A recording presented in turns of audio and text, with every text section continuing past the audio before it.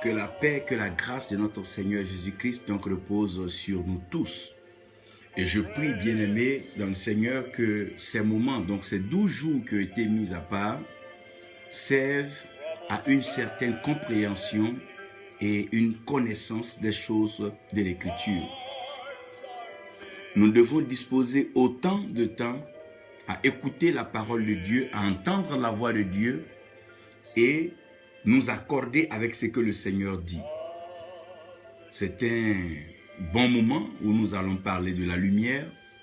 Et aujourd'hui, par la grâce de Dieu, je suis resté donc jusqu'à cette heure, selon l'inspiration et la conduite, la direction du Saint-Esprit, afin de vous présenter donc le message d'ouverture avec lequel nous allons donc marcher, méditer, réfléchir. C'est un temps d'exposition à la lumière. Rien de ténébreux ne demeurera encore dans votre vie, dans votre famille, dans vos activités. Les ténèbres seront donc obligées de disparaître. Je veux de ce pas introduire le mystère de la lumière. Le mystère de la lumière, oh mon Dieu, parce qu'il est important que nous comprenions pourquoi est-ce que nous avons besoin de la lumière et pourquoi est-ce que nous sommes enfants de lumière. Quel est le mystère qui est lié à la lumière? Qu'est-ce que c'est que la lumière? La première question que nous devons pouvoir nous poser dans cette marche et qui est une question assez importante, à partir de Genèse 1, verset 3, la première question, pourquoi est-ce que Dieu ne chasse pas les ténèbres? Non, lorsque Dieu constate les ténèbres, pourquoi est-ce que Dieu ne chasse pas les ténèbres? Donc ça c'est la première question avec laquelle nous allons entrer en fond dans le mystère donc de la lumière. Pourquoi Dieu ne chasse pas les ténèbres? Si tu trouves quelqu'un que tu n'apprécies pas, que tu n'agrées pas, chez toi à la maison, tu dois directement le chasser. Si tu trouves quelqu'un d'indésirable, une situation que tu n'as pas voulu, qui t'arrive, vraiment tu dois chasser cette situation. Tu rencontres un mal qui n'était pas prévu donc dans ton programme original, mais tu le chasses. Mais pourquoi ici, Dieu ne chasse pas les ténèbres? Donc ça, c'est une première question à laquelle nous allons répondre. La deuxième question, d'où viennent les ténèbres? D'où viennent les ténèbres? Donc la première question, c'est pourquoi Dieu ne chasse pas les ténèbres? Et la deuxième question d'ailleurs, d'où viennent les ténèbres? D'où viennent les ténèbres pour que Dieu ne chasse pas les ténèbres? Et quand Dieu voit les ténèbres, Dieu ne chasse pas les ténèbres. Et Dieu n'est pas étonné, Dieu n'est pas surpris de la présence des ténèbres. Mais Dieu entre dans une autre dimension, une autre phase de la création, et Dieu déclare que la lumière soit. Que veut dire que la lumière soit? Qu'est-ce que Dieu veut dire par que la lumière soit? Si jamais cette phrase était à interpréter et que cette phrase était à comprendre, que veut dire cette phrase? Nous sommes convaincus que Dieu est le Dieu de gloire, Dieu est le Dieu de grâce et Dieu est le Dieu de toute faveur. Donc si Dieu est en train de créer, Dieu a pris suffisamment donc les mesures, les précautions pour que la création soit comme Dieu veut. Mais d'où vient que à un certain moment de la création, les ténèbres apparaissent? Et Dieu ne chasse pas les ténèbres. D'où viennent les ténèbres? Et Dieu va dire que la lumière soit. Qu'est-ce que Dieu veut dire par que la lumière soit? J'aimerais vous donner une seule portion, une seule tranche des Écritures, un seul verset avec lequel je crois par la grâce de Dieu que nous allons partager selon l'inspiration du Saint-Esprit et nous allons finir par nous comprendre. Nous allons arriver donc à un point de conviction que Dieu ne pouvait dire autre chose que la lumière soit. 1 Jean, nous sommes donc en train d'aller vers la révélation. Je vous rappelle et je précise que Jean est cet apôtre, ce disciple que Jésus aimait tant et qui aimait tellement le Seigneur jusqu'à passer sa vie à mettre sa tête sur la poitrine du Seigneur. Pourquoi? Il prenait plaisir à sentir les battements du cœur du Seigneur. Ça, c'est la preuve, c'est le signe et c'est la manifestation de l'amour. Aimant tellement le Seigneur, ayant tellement aimé le Seigneur que dès lors que les évangélistes vont commencer à placer l'évangile pour présenter la bonne nouvelle, il va donc ne pas se précipiter. Matthieu va s'illustrer, Marc va parler, Luc va venir donc exposer certaines choses. Et lui, Jean, viendra donc pour couvrir donc cette marge de bonnes nouvelles avant que les actes des apôtres ne commencent. Jean aime toujours finir en dernière position, en ce sens que lorsque nous entrons en plein, donc lorsque nous mettrons plein pied dans le Nouveau Testament, il va laisser après les actes des apôtres, l'apôtre Paul s'exercer, donc depuis donc l'épître aux Romains, jusqu'à ce que nous avançons pour voir un peu Jacques parler, Pierre parler, chacun d'eux. Et vers la fin de la Bible, avant bien sûr qu'il ne joue le grand jeu en nous donnant donc avec explication, clarté, précision, les événements de la fin des temps que nous appelons l'Apocalypse, en d'autres termes la révélation des choses de la fin, Jean va dire quelque chose de fondamental. Et cette chose d'ailleurs ne peut pas ne pas être exposée, expliquée dans un temps comme celui-ci. Dans un temps où nous avons comme l'impression que les ténèbres couvrent la terre et que la vie est plus ou moins ténébreuse et que la souffrance est visible et elle est pratique et elle est palpable et tangible. Jean va nous introduire dans une phase et c'est cette phase qui va m'emmener à vous parler des mystères, donc du mystère de la lumière. Jean, dans 1 Jean, déjà au chapitre 1, si vous regardez avec mon verset 5, Jean va dire, la nouvelle que nous avons apprise. Donc il y a une nouvelle que nous apprenons. Quand on parle de nouvelle, ça veut dire qu'il y avait une information avant, une information standard, une information plus ou moins caduque. Un peu comme Goliath qui venait pendant les 39 jours annoncer donc la même information. On a besoin d'une nouvelle. Quand on parle d'une nouvelle, ça veut dire quelque chose de nouveau, quelque chose de frais.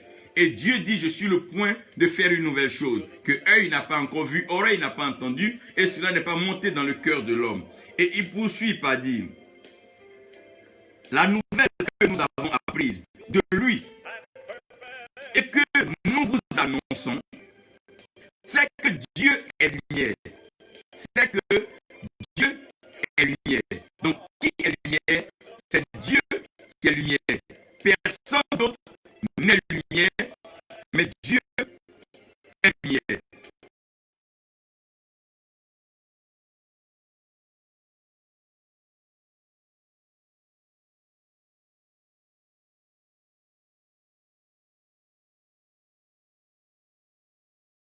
C'est que Dieu est lumière.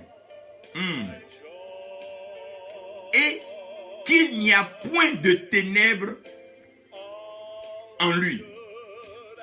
Et que en lui, il n'y a point.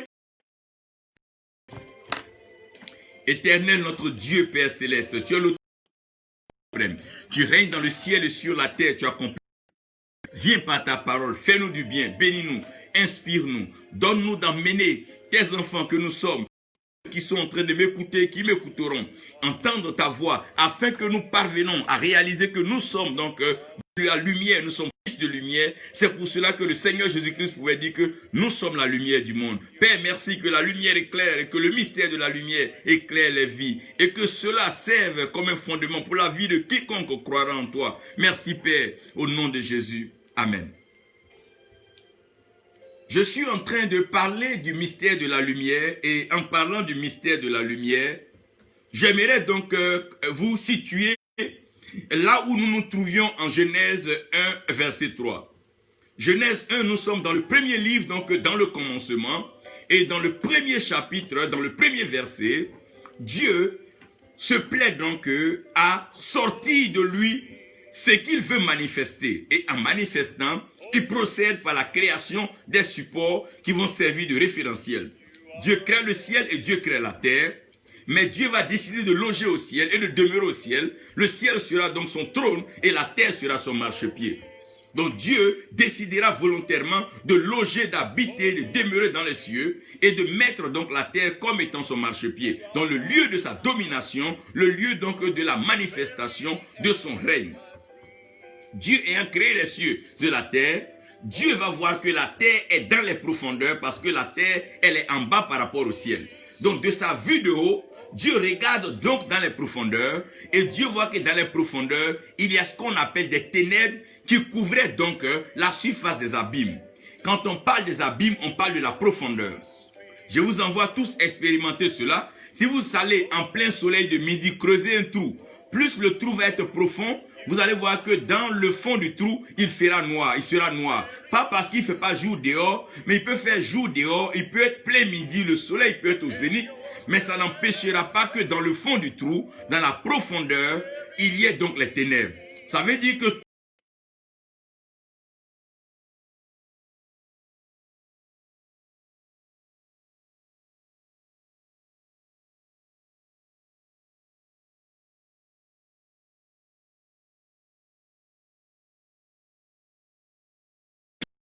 la profondeur est, plus les ténèbres sont.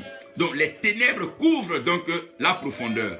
Quand on parle des ténèbres qui couvrent la surface des abîmes, les abîmes c'est une profondeur, c'est une descente, c'est une chute. C'est quand on descend dans une certaine profondeur qu'on aperçoit vraiment les ténèbres.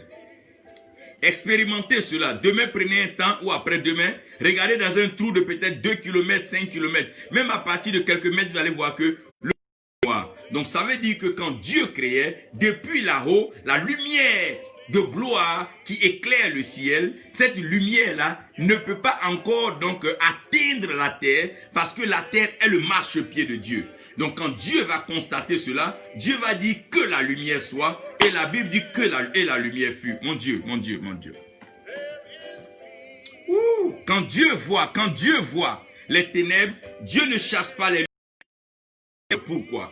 Dieu ne chasse pas les ténèbres parce que à beau être ta vie, tu n'apprécieras jamais un témoignage si tu n'as pas eu de combat. Il n'y aura jamais de victoire s'il n'y a pas eu de guerre. Non, non, non, non. Il n'y aura pas de joie s'il n'y a pas eu de tristesse. Parce que la Bible dit que le Saint-Esprit est le consolateur. On ne peut pas consoler quelqu'un qui n'est pas passé par la détresse, qui n'est pas passé par la mort, qui n'est pas passé donc par la perte et par la solitude. Si nous devons consoler quelqu'un, quelqu'un doit accepter de passer donc par la souffrance et ce que nous appelons donc les déceptions et ce que le monde nous montre comme malheur et souffrance. S'il doit avoir consolation, nous devons accepter qu'il y ait déception, qu'il y ait perte et qu'il y ait découragement. Si nous pouvons donc encourager, c'est que quelqu'un peut être découragé. Donc pour que la lumière puisse avoir sa place et son rôle et son importance, qu'un décor préalable soit planté. Et pendant que Dieu est en train de créer, la Bible dit que quand Dieu regarde là, il y avait les ténèbres à la surface des abîmes. Oh mon Dieu. Les ténèbres à la surface des abîmes. Mais regardez bien dans la création, quand Dieu crée, avant de créer donc les hommes, l'homme à son image et à sa ressemblance, Dieu prend la peine de créer le règne angélique. Et quand Dieu crée le règne angélique, Dieu plante le décor. Dieu va donc créer ce que nous appelons les éléments fondamentaux de la création, à savoir la terre, l'eau, le feu et le vent. Dieu a cela, mais avant ça, Dieu a créé le règne angélique. Le règne angélique, c'est le règne qui est au service de Dieu. Puisque Dieu n'a pas encore créé son image et sa ressemblance, c'est lui qui sert Dieu, donc c'est l'ange. Donc c'est les anges qui servent Dieu, et ces anges-là vont être donc connus en 3 grandes familles. La première grande famille que nous connaissons très bien, qui est donc la famille que nous apprécions en tout temps, c'est la famille donc de l'archange Michel. Donc l'archange Michael avait pour mission de pouvoir conduire les anges de la défense. Les anges qui étaient donc chargés, donc on peut dire l'archange Michel était comme le ministre de la défense. C'est vrai que Dieu est l'éternel des armées, mais l'archange Michel est comme le ministre de la défense. Il est chargé d'engager les combats et de triompher dans tout combat parce que Dieu l'a conçu, Dieu l'a préparé pour triompher dans tous les combats. Et vous allez voir qu'après cette famille-là, nous avons la deuxième famille. Donc c'est la famille donc de la communication, la famille donc des messagers. Donc la famille des messagers sera engagée donc conduite par celui qu'on appelle Gabriel. Donc l'ange Gabriel, c'est lui-là qui conduit tout ce qui est message. Quand Dieu veut s'adresser à l'humanité sur la terre, Dieu passe par donc la famille des messagers et les messagers sont conduits par Gabriel. N'oublie pas qu'il fait des vents ces messagers. Oh mon Dieu, ces serviteurs sont comme des flammes de feu. Donc dans la propagation du message, vous allez comprendre ce que nous appelons la manifestation des vents. Et aussi donc du feu. Donc nous avons ces 2 familles et après à côté de ces 2 familles, nous avons une famille qui est quasiment élevée au-dessus de ces 2 familles, qui est la famille des cultes, la famille de la louange et la famille de l'adoration. La famille donc de la tradition céleste. C'est cette famille qui gère le sacré, qui gère le culte céleste. Et cette famille-là est donc dirigée par Lucifer. Lucifer qui veut dire l'ange de lumière, sinon donc l'ange qui donc gère ce qui est lumière. Donc, puisque Lucifer est l'ange de lumière, oh mon Dieu, puisque Lucifer est l'ange de lumière, qu'est-ce que Lucifer doit faire? La mission de Lucifer, donc ce que nous appelons un sceau. Qu'est-ce que c'est que le sceau? Le sceau, c'est une confirmation, une marque qui dit que ce qui est. Donc, puisqu'il y a il n'y a pas de lumière, on ne peut pas savoir ce qui est créé. C'est comme tu rentres dans ta maison, s'il y a les ténèbres, tu ne peux pas dire ici est mon lit, ici se trouve tant. Il faut la lumière pour que tu puisses préciser et dire sans risque de te tromper. Quand il y a la lumière, on ne dit pas c'est comme, on dit c'est. S'il fait noir, je vais dire non, le monsieur qui parle là, il parle comme mandat, comme prophète mandat. Mais si c'est la lumière, je vais dire c'est mandat. Parce que dans les ténèbres, je ne peux que dire c'est comme, ou bien ça ressemble à, ou bien c'est comme si. Mais quand il y a la lumière, je n'utilise plus cela, mais je dis c'est. J'utilise le verbe être, donc je définis l'état. Donc, puisque Lucifer est donc l'ange de lumière et qu'il amenait, il portait le sceau, il mettait le sceau à ce que Dieu avait créé, Lucifer étant l'ange de lumière, mais il n'est pas la lumière, il est le messager de la lumière. Le mot ange veut dire messager ou qui transporte.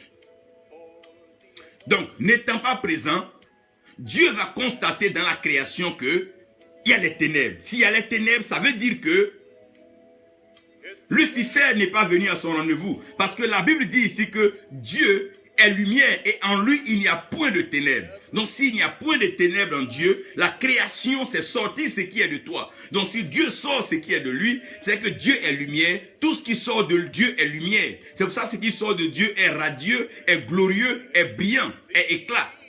Mais d'où viennent que ténèbres sont visibles? C'est parce que l'ange de lumière qui avait pour mission de partir, donc représenter, apporter le message de la lumière et mettre le sceau n'était pas présent.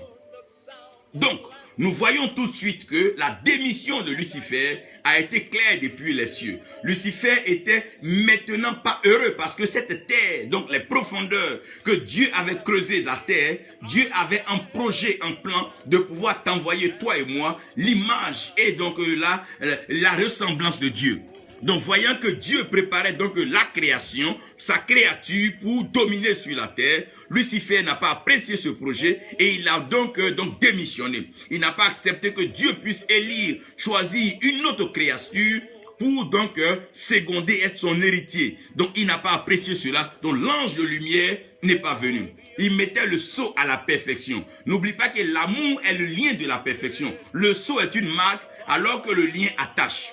Donc le lien est encore plus fort que le sceau. Le sceau n'est qu'une marque, mais le lien attache. On peut te marquer, on peut te taxer de méchant, mais si tu as un lien avec Dieu, l'amour de Dieu va évacuer la méchanceté. On peut t'accuser et même te juger de voleur, mais si ton amour pour Dieu est vrai, l'amour de Dieu va dissiper le vol. Donc pendant cette création dans la profondeur des abîmes, Lucifer démissionne.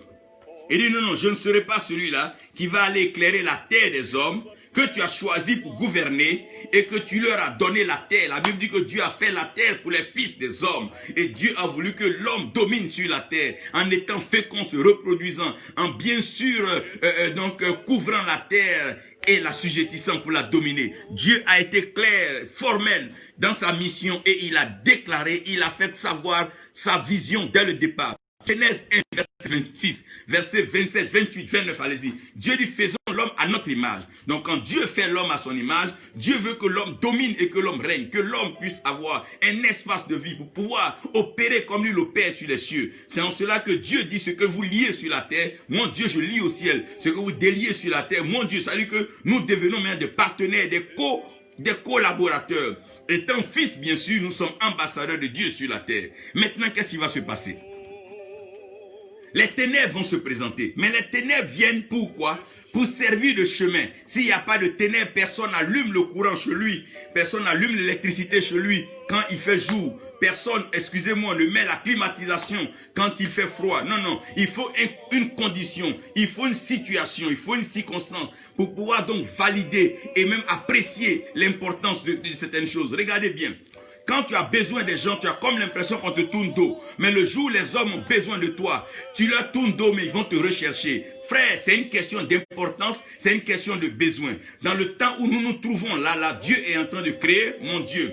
Dieu se rend compte que les ténèbres couvrent donc la terre. Il n'est plus question de débattre, il n'est plus question de discuter. Puisque les ténèbres ne sortent pas de Dieu, Dieu ne s'adresse pas aux ténèbres. Dieu n'engage pas de débat, de discussion avec les ténèbres. Parce que Dieu sait qu'il y a quelque chose, oh mon Dieu, qui est plus fort, qui est plus puissant que les ténèbres. C'est en cela que la Bible dit que l'amour est plus fort que la mort. Chaque fois que la mort se manifeste, Dieu s'appuie sur son amour. La Bible dit que Dieu a tellement aimé le monde qui était mort au péché, que Dieu a donné son Fils unique. La puissance de l'amour, c'est que l'amour est le lien de la perfection. Le lien de la perfection peut aller même détruire un sceau et mettre un nouveau sceau. On peut te marquer, t'indexer de pécheur. On peut t'indexer d'impudique, de satanisme diabolique. Mais si tu laisses l'amour de Dieu entrer dans ton cœur, l'amour de Dieu, oh mon Dieu, te donnera un nouveau nom. Parce que l'amour, c'est le lien, c'est une relation, c'est une communion, c'est une communication, c'est un temps, c'est toute une vie. C'est pour ça que Dieu nous préserve pour l'éternité. Il veut renforcer cette communion, ce lien-là. Il venait déjà les soirs dans le jardin, échanger avec Adam et Ève. C'était une question de relation, un lien, une alliance que Dieu est en train de tisser. Maintenant, Dieu voit les ténèbres sur la terre. Ça veut dire que celui qui était l'ange de lumière a démissionné. Et je vous ai parlé de l'ange de lumière comme celui qui gérait les cultes, les adorations. Pourquoi Lucifer est fort quand il vient sur la terre, qui prend le nom de Satan, pour s'être opposé à Dieu? Il connaît tout ce qui est information sur les familles à cause de l'esprit familier. Toutes les traditions, les us et les coutumes, c'est lui qui a développé cela. Comment chaque culture, chaque coutume adore donc ce qu'il appelle divinité. C'est lui qui avait cette mission. Tout ce qui était adoration, louange et tout. Donc quand Dieu voit les ténèbres, Dieu se rend compte qu'il y a un autre règne, il y a un autre monde, une autre puissance qui veut défier sa divinité. Quand Dieu voit les ténèbres, il comprend déjà et il voit la trahison, il voit le reniement, et il voit l'auto-proclamation du diable. Puisque, si tu as une cuisinière ou une servante qui est supposée préparer, mettre la nourriture à table à midi, que tu arrives à midi, que tu ne vois pas la nourriture à table, comment tu peux expliquer cela si ce n'est que la servante a démissionné ou elle est en retard? Alors qu'elle ne peut pas être en retard parce qu'elle est sous des ordres. Et elle doit respecter les ordres. Et le temps de Dieu, c'est le temps de Dieu. D'où viennent que les ténèbres sont là, alors que le sceau de la perfection, qui est l'ange de lumière, devait déjà illuminer et éclairer le lieu. C'est pour ça qu'il y a les illuminés et il y a les éclairés. Les illuminés, oh mon Dieu, c'est ceux qui jouissent des grâces et des faveurs dans une alliance particulière avec l'ange de lumière déçu qui est Lucifer. Maintenant, les éclairés, ce sont les fils de la lumière. Quand je lui dis, vous êtes la lumière, oh mon Dieu. Et Dieu va dire que la lumière soit. Mais que veut dire la phrase que la lumière soit? Puisqu'il trouve un règne, il trouve un monde, il trouve un système déjà organisé. Il voit déjà une tour de Babel. Il voit un nouvel ordre que les hommes se donnent. Il se voit un régime qui se croit tout permis. Il se voit un régime tout puissant qui domine, qui malmène, qui contrôle tout sur la terre. Les ténèbres couvrent, on n'a pas dit les ténèbres étaient, mais couvrir veut dire dominer, s'imposer, fragiliser ce qui est en bas de lui, cacher ce qui est en bas. Donc les ténèbres empêchaient que ce qui est en bas soit manifesté. Donc tout ce qui était en bas, qui était bon, était invisible, était couvert par un voile, les ténèbres. Et la Bible parle des princes des ténèbres. La Bible parle bien sûr du monde des ténèbres. La Bible parle aussi du règne des ténèbres. Donc Dieu dit que la lumière soit. Mais que veut dire que la lumière soit? 1 Jean nous dit que au verset 5, regardez bien, il dit, Dieu est lumière, Dieu est lumière.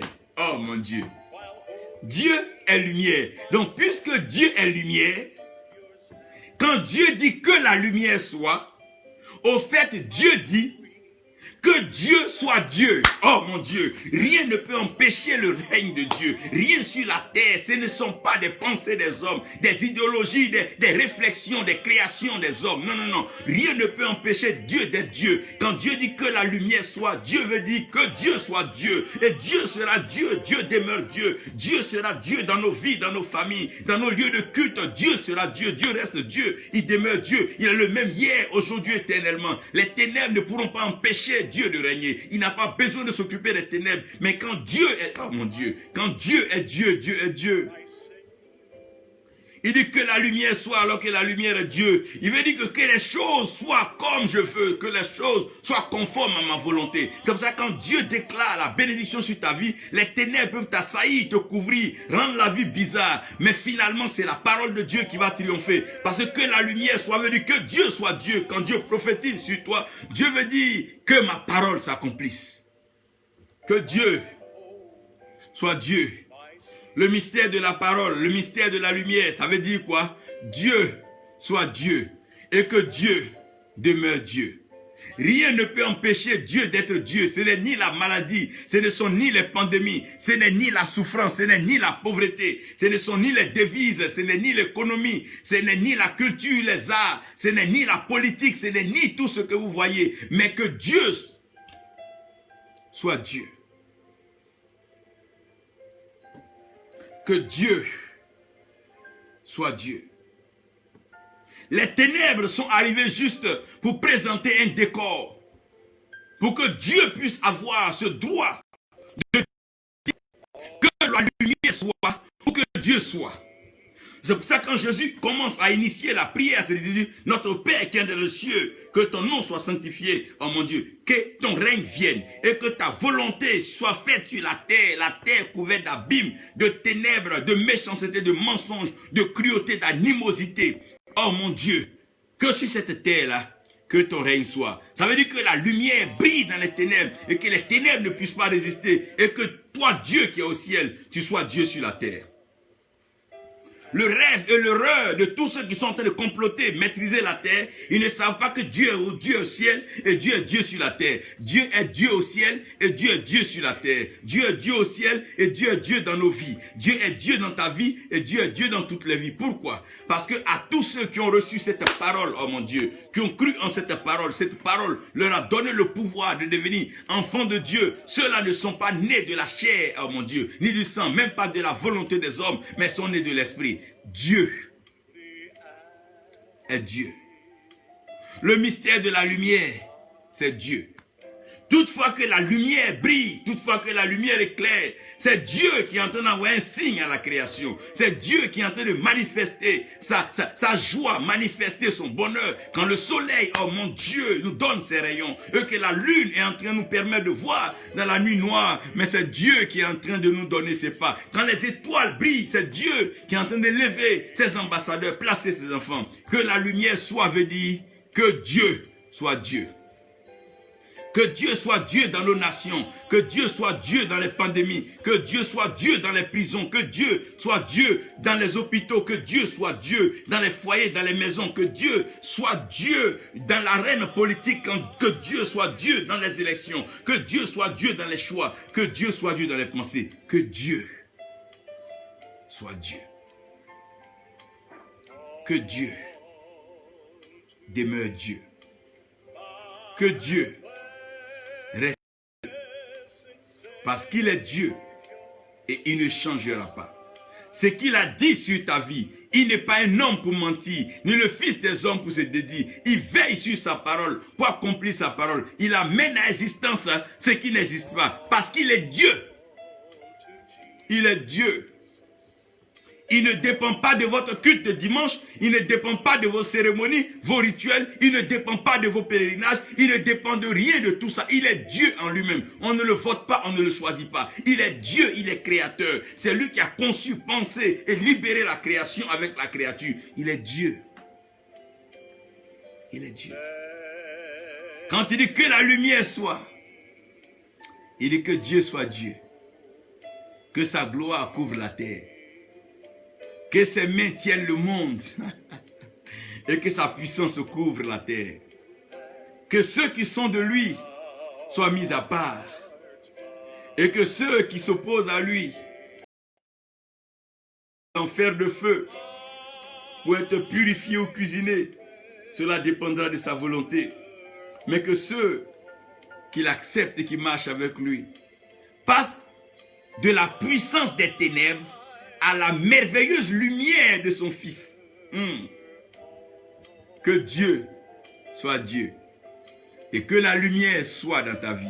Que la lumière soit dans la Côte d'Ivoire, dans le Burkina Faso, dans les États-Unis, dans la Chine, dans tous les pays du monde, d'Europe, d'Asie, d'Australie, d'Océanie. Que la lumière soit. Que la lumière soit veut dire que Dieu soit Dieu. Que Dieu demeure Dieu. Et que Dieu manifeste sa divinité sur la terre. Parce que la création tout entière, ayant sombré longtemps sous les ténèbres, attend avec un ardent désir la révélation des fils de Dieu, qui sont fils de lumière, en qui il n'y a point d'ombre de variation. La création souffre des ténèbres, de la méchanceté, la cruauté, les combines, les manigances des hommes. La création veut s'affranchir dans la vérité, alors que la vérité n'est que le constat fait lorsque la lumière, lui, dans les ténèbres. Que la lumière se propage dans les vies. Que la lumière se propage dans les nations. Que la lumière se propage dans les lieux de culte. Que la lumière apporte la révélation, la connaissance, la vérité, la pensée de Dieu. Que la lumière apporte sagesse, compréhension à tous. Merci Seigneur. Merci Père. Parce que tu es Dieu et c'est toi qui règnes dans les cieux. Et nous croyons que c'est toi qui règnes sur la terre. Ce que le diable et Satan n'ont pas pu faire au ciel, c'est pas sur la terre, ils vont le faire devant toi. Ils peuvent avoir une force, c'est vrai, sur la chair, à cause de ses désirs et ses passions. Mais tu es esprit. Et l'esprit est éternel, l'esprit est immortel. Non seulement cela, tu es l'éternel des armées. Tu es le Dieu victorieux qui de bataille en bataille sort toujours victorieux avec des témoignages. Nous croyons que la lumière va mettre fin au règne des ténèbres. Et toutefois qu'il y a la lumière, les ténèbres se dispersent. Chaque fois que la lumière apparaît, les ténèbres n'ont plus rien à faire. Quand la vérité arrive, le mensonge n'a plus rien à faire. Quand la prospérité arrive, la pauvreté n'a plus rien à faire. Quand la connaissance arrive, l'ignorance n'a plus rien à faire. Oui, quand la sainteté arrive, alors le péché et la souillure n'ont plus rien à faire. Oh Jésus-Christ, que tu es Dieu et que tu sois Dieu et que tu demeures Dieu. Père Céleste, comme tu es Dieu, puisque tu es Dieu et tu demeures Dieu. Merci Seigneur pour ta fidélité. Merci pour ta lumière. Au nom de Jésus. Amen.